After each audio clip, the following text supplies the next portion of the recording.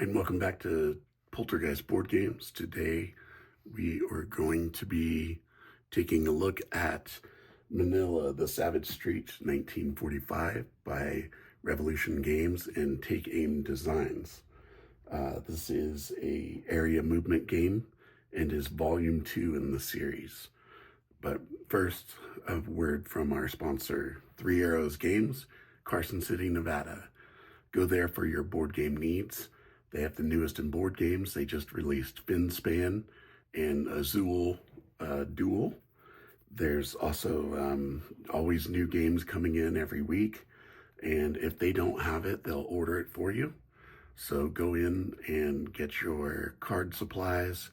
If you play trading card games like Pokemon, Magic, Star Wars, Lorcana, they have everything you need. They have deck boxes, sleeves, everything, dice towers. They're a great family-run business in Carson City, Nevada. So thank you, Three Arrows Games, for your support, and go check them out. Thank you. All right, back to our game here. So this is the second. I said this is the second in the series. The first one was Stalingrad Advance to the Volga. And I've never beaten neither one of these games. I played this game 8 times and I still can't beat it. The fanatic people always stop me. But so what you're trying to do is you're trying to capture these areas. You start up here and you try to work your way through and capture these areas.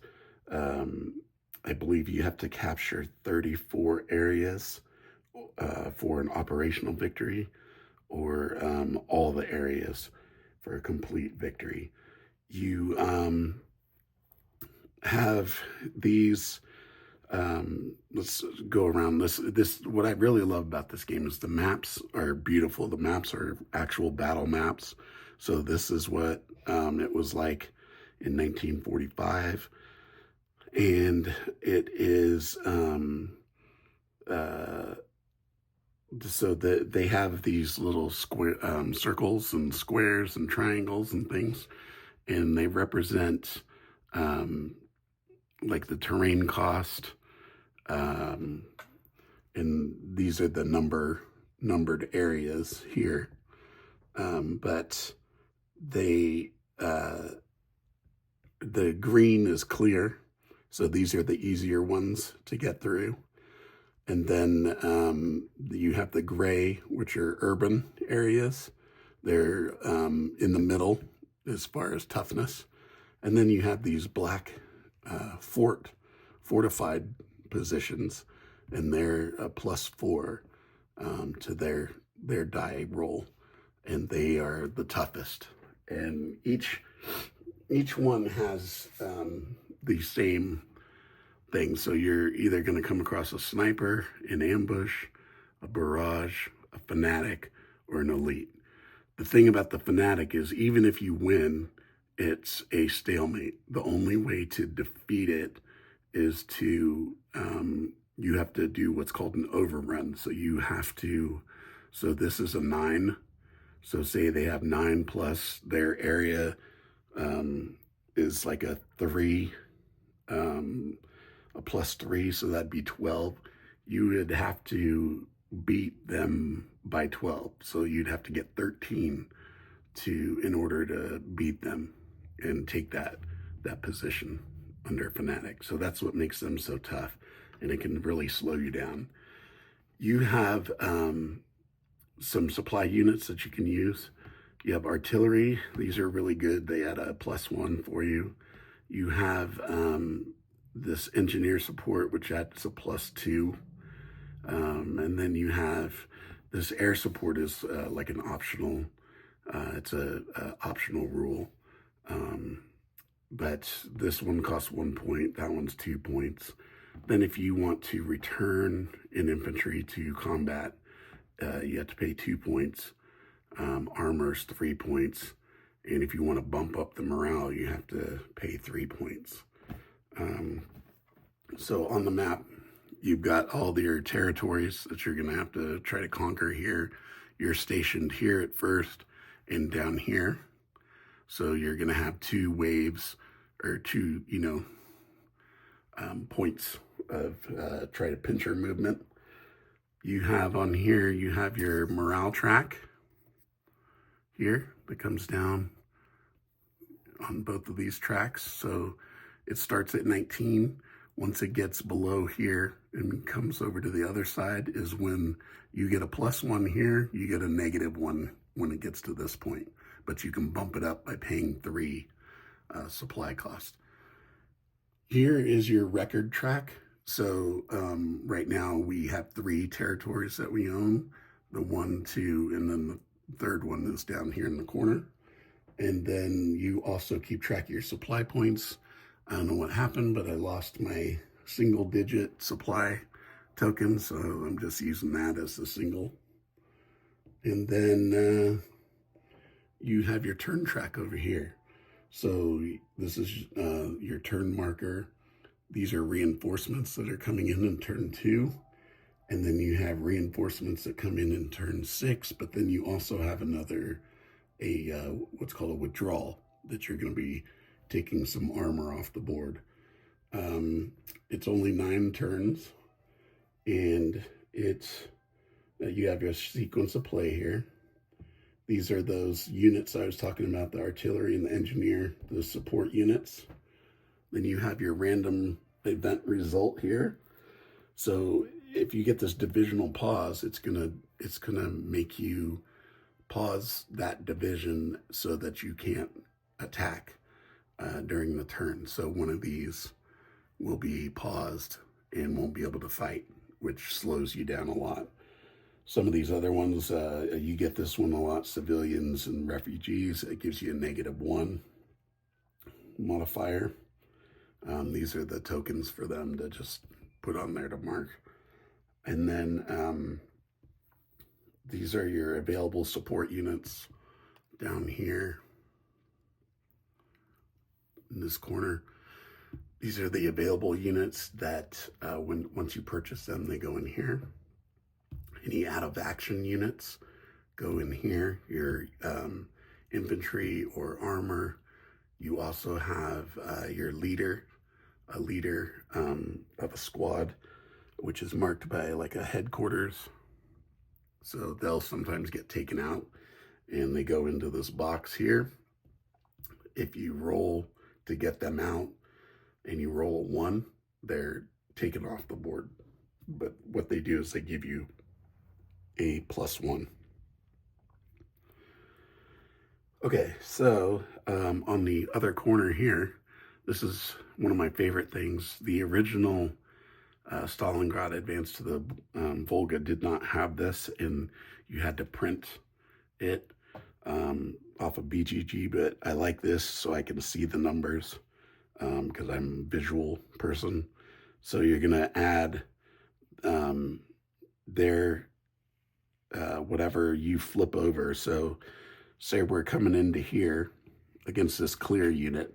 So they're going to get a +2, and then they're going to have an ambush and a 3. So they're going to be at a 5. So it shouldn't take much to beat that. But the ambush is going to knock you down a little because it's going to place the lead attacking unit in the out of action box after combat resolution. Ignore if the combat result was a repulse, which means if they beat you, then you have to go back and your units are spent. But you don't know this, like you move your pieces and then you flip over those tokens. So you don't know ahead of time and you decide what your lead unit's going to be before you do any of this, because that would be cheating if you, oh yeah, I'll just throw a infantry guy, in the out of action. So, because your lead unit is going to give you the most points because the way you figure your attack value, so say this group is going in, you're going to have, so we have 1, 2 infantry, and we have 2 armor units. So these are 5s, So in this case, I'd probably use an infantry because they're the same. Um, so the attack value is 5. This number over here is the movement cost.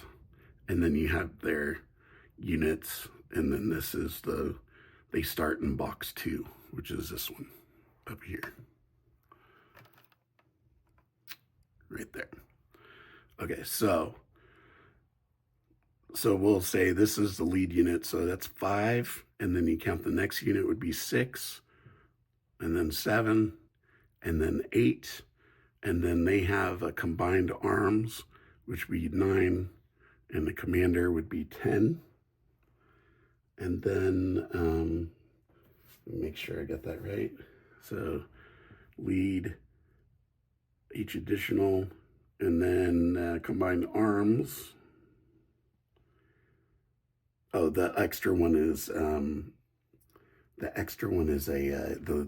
the commander doesn't count. It's if you have combined arms. So it's 5, 6, 7, 8.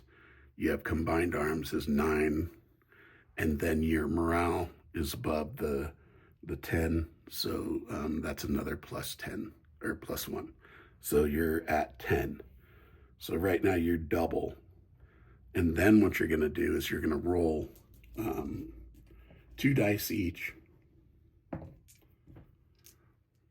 And you're going to take those values and add them to this chart here.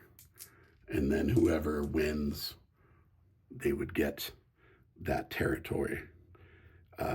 If you get an overrun, you can keep moving if you have movement points available. Most of the time, you're not going to have movement points available because that space, that you're adjacent to other enemy units, so you won't have any. This attacking takes away 4 of your points right there, so that's 3/4 of your points.